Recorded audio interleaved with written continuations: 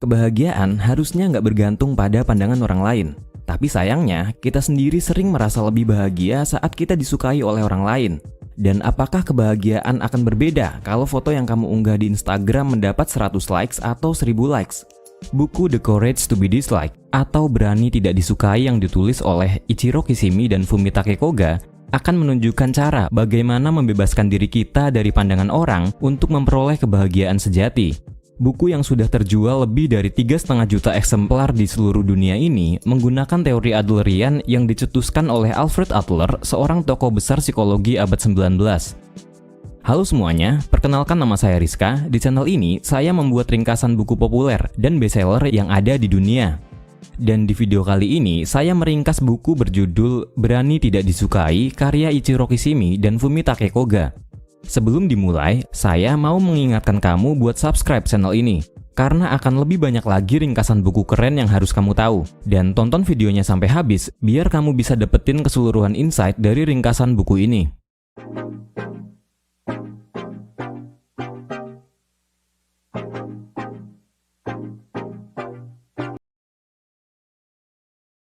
Mengeluarkan kekuatan terpendam untuk meraih kebahagiaan.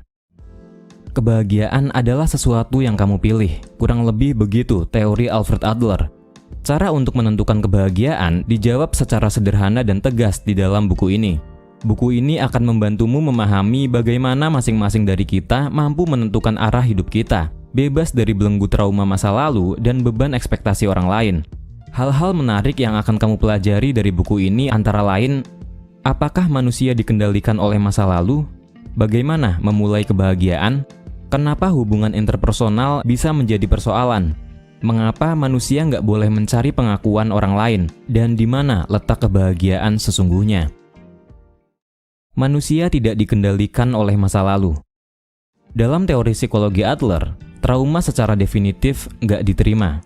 Jelas ini bertentangan dengan pandangan psikologi Freud yang menganggap bahwa luka batin seseorang atau trauma masa lalu menyebabkan ketidakbahagiaan di masa kini.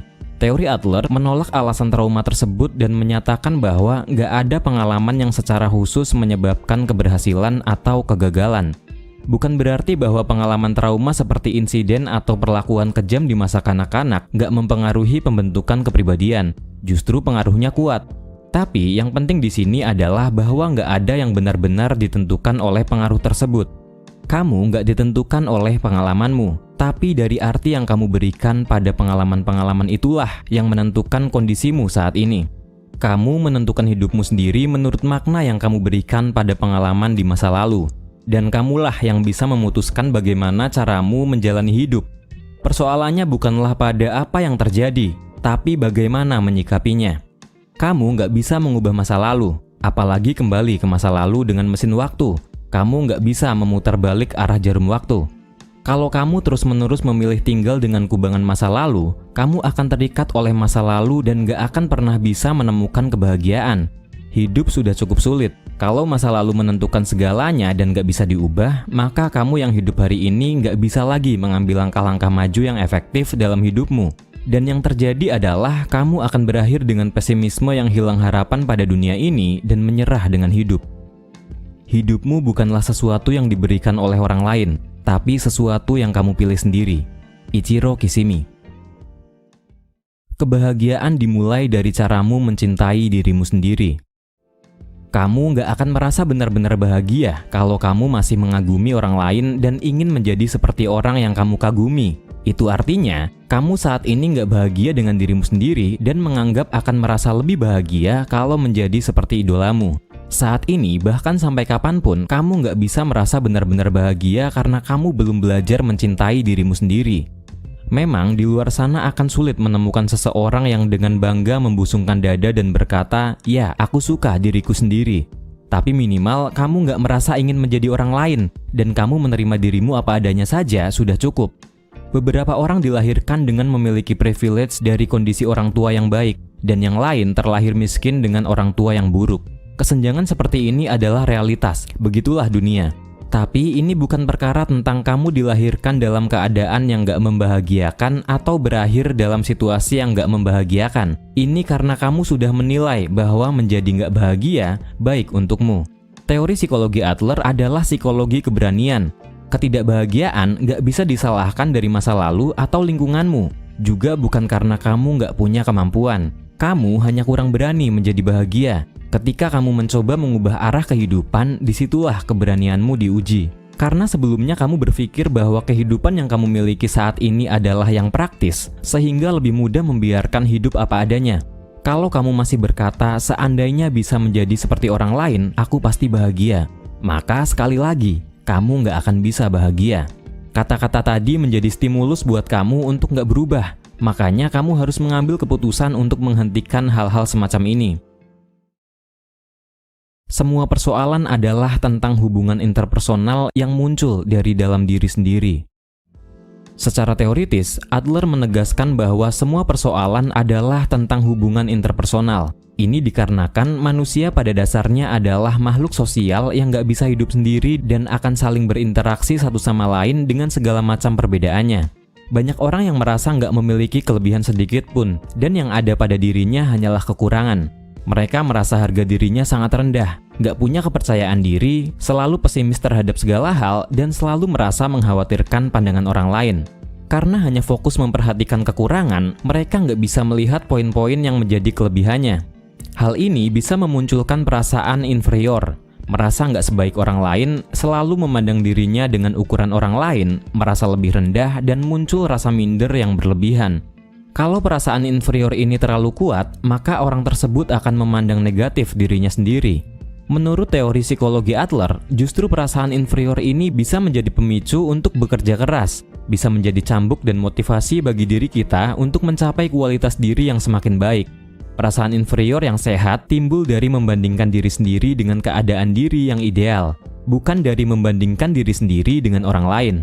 Upaya seseorang untuk menjadi makhluk yang lebih unggul adalah hasrat yang universal. Ini dinamakan perasaan superioritas, yaitu kecenderungan untuk menjadi unggul dari yang lain dan mendaki lebih tinggi.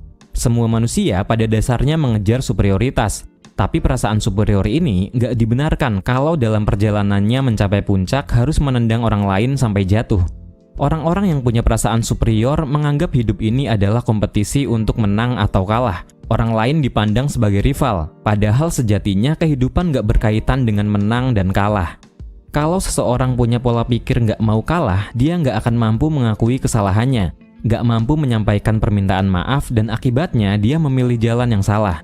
Untuk itulah, dibutuhkan kemampuan interpersonal agar setiap orang mampu menjalani hubungan antar pribadi. Individu yang gagal dalam mengembangkan keterampilan interpersonalnya akan mengalami hambatan dalam berbagai aspek kehidupannya, terutama aspek sosialnya. Hidup bukan untuk mendapat pengakuan dari orang lain. Dalam teori psikologi Adler, tidak ada yang namanya kebutuhan untuk mencari pengakuan dari orang lain. Mendapat pengakuan dari orang lain jelas menggembirakan, tapi salah kalau mengatakan bahwa pengakuan adalah hal yang mutlak diperlukan. Hal ini terlihat dari teori psikologi Adler yang sangat kritis terhadap pendidikan dengan metode reward and punishment. Metode ini membentuk cara berpikir yang keliru bahwa kalau tidak ada yang memujiku, aku tidak akan mengambil tindakan yang tepat. Dan kalau tidak ada yang menghukumku, aku juga akan terlibat pada tindakan yang tidak tepat. Contohnya, kamu sudah lebih dulu punya tujuan untuk dipuji ketika kamu mau memungut sampah. Dan kalau kamu nggak mendapat pujian, kamu bisa merasa nggak ikhlas atau nggak rela. Dan akhirnya, kamu memutuskan untuk nggak akan pernah melakukan hal semacam ini lagi. Padahal jelas, memungut sampah adalah tindakan yang baik. Kamu nggak hidup untuk memuaskan ekspektasi orang lain. Kalau itu terus dilakukan, maka kamu nggak akan punya keyakinan terhadap dirimu sendiri. Semua pekerjaan menjadi sulit karena kamu melakukannya demi memuaskan ekspektasi orang lain. Kamu akan selalu cemas dan takut menerima penilaian orang lain. Jelas hal seperti ini malah membuatmu menjadi terkekang. Yang bisa kamu lakukan untuk hidupmu sendiri adalah memilih jalan terbaik yang kamu yakini. Menjalani prinsipmu sendiri sekalipun dengan resiko nggak disukai banyak orang. Karena keberanian untuk bahagia menjadi diri sendiri sesuai dengan prinsip hidup juga mencakup keberanian untuk nggak disukai. Menemukan kebahagiaan melalui kemampuan menerima diri dan keberanian. Gak ada manusia yang sempurna. Manusia hanya bisa memastikan hal-hal apa yang bisa diubahnya dan hal-hal apa yang gak bisa diubahnya. Manusia nggak bisa mengubah kondisinya saat dia dilahirkan, tapi dengan kekuatannya sendiri, dia bisa berupaya mengubah caranya memanfaatkan hal-hal tersebut. Teori psikologi Adler menyebutnya dengan istilah kepasrahan positif. Kamu hanya perlu berfokus pada apa yang bisa diubah, daripada berfokus pada apa yang nggak bisa kamu ubah. Menerima dirimu sendiri seperti apa adanya kamu, dan punya keberanian untuk mengubah apa yang bisa kamu ubah. Inilah yang disebut dengan penerimaan diri. Konsep ini kalau dihubungkan pada urusan keyakinan dalam beragama, maka memohonlah kepada Tuhan agar diberi kedamaian untuk bisa menerima hal-hal yang gak bisa kamu ubah, serta keberanian untuk mengubah hal-hal yang bisa diubah. Karena kamu gak kekurangan kemampuan, kamu hanya kurang keberanian. Semua itu bermuara kepada keberanian. Inilah jawaban sederhana untuk menjawab pertanyaan manusia yang masih mempertanyakan di mana letak kebahagiaan. Ketidakbahagiaan terbesar manusia adalah ketika dia nggak mampu menyukai dirinya sendiri. Perasaan bahwa kamu bermanfaat bagi orang-orang di sekitarmu atau kamu berguna bagi orang lain adalah satu-satunya hal yang bisa memberimu kesadaran yang sesungguhnya bahwa kamu bernilai. Jadi, definisi kebahagiaan adalah perasaan untuk berkontribusi. Tapi yang perlu dicatat adalah kalau cara seseorang mendapatkan perasaan berkontribusi ternyata adalah diakui oleh orang lain, dalam jangka panjang dia nggak akan punya pilihan selain berjalan menjalani hidup sesuai harapan orang lain. Karena nggak ada kebahagiaan dalam perasaan untuk berkontribusi yang diperoleh melalui hasrat untuk diakui. Kalau seseorang benar-benar punya perasaan sudah berkontribusi, dia nggak lagi memerlukan pengakuan dari orang lain. Karena dia sudah punya kesadaran yang sesungguhnya bahwa dia berguna bagi seseorang tanpa perlu mengeluarkan upaya lebih untuk bisa diakui oleh orang lain. Kita tidak kekurangan kemampuan, kita hanya kurang keberanian. Semua itu bermuara kepada keberanian. Ichiro Kishimi. Kesimpulan buku. Kamu nggak ditentukan oleh pengalaman masa lalumu, tapi dari arti yang kamu berikan kepada pengalaman-pengalaman itulah yang menentukan kondisimu saat ini. Kebahagiaan dimulai dari caramu mencintai dirimu sendiri. Ketidakbahagiaan dimulai ketika kamu menganggap akan merasa lebih bahagia kalau menjadi seperti orang lain. Hubungan interpersonal bisa menjadi persoalan kalau seseorang nggak mampu menjalin hubungan antar pribadi dengan orang lain. Kamu nggak hidup untuk memuaskan ekspektasi orang lain. Kalau hal itu terus dilakukan, maka kamu nggak akan punya keyakinan terhadap dirimu sendiri.